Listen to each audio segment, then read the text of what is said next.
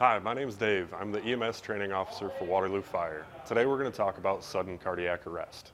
When we talk about cardiac arrest, the big things to remember is that when someone suffers a cardiac arrest, the blood flow to the heart and brain stop, making signs of life difficult to detect.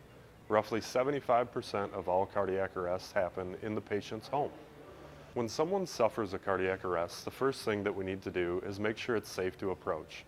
Make sure there's no hidden hazards that could hurt you before you try to help someone else. And after that, we're going to check to see if the patient is responsive. Sir, are you okay?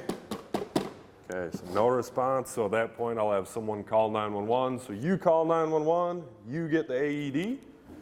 And then the next thing I'm doing is I'm checking for breathing for no more than 10 seconds.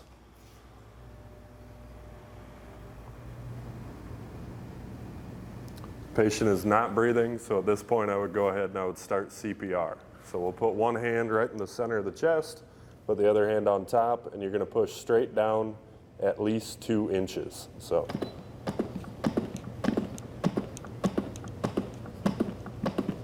we'll keep doing compressions just like this until EMS shows up, another provider gets there, or the AED arrives.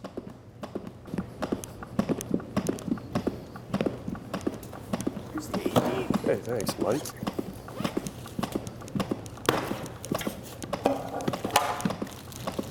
So go ahead and turn it on. AED's on. I can switch with you and you can apply the pads. Okay. Include pads to patient's bare chest. Keep doing compressions. Get this one on. Okay. Attach include pads to patient's bare chest. Don't touch patient. Analyzing. Shock advised. Don't touch patient. Press flashing shock button. Clear. Everybody clear? Shock delivered. Start CPR.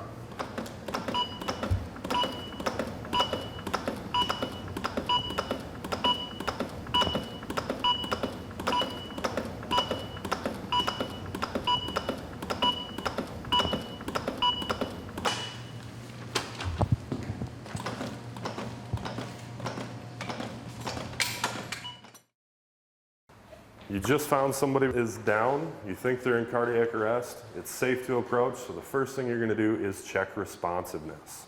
Sir, are you okay? Talk to me. Okay, patient is unresponsive.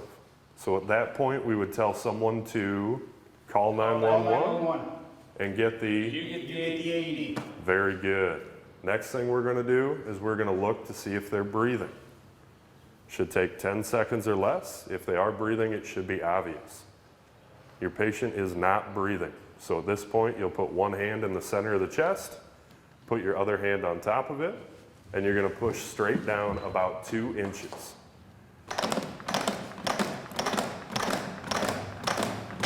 Every time you do a compression, make sure the chest fully rebounds.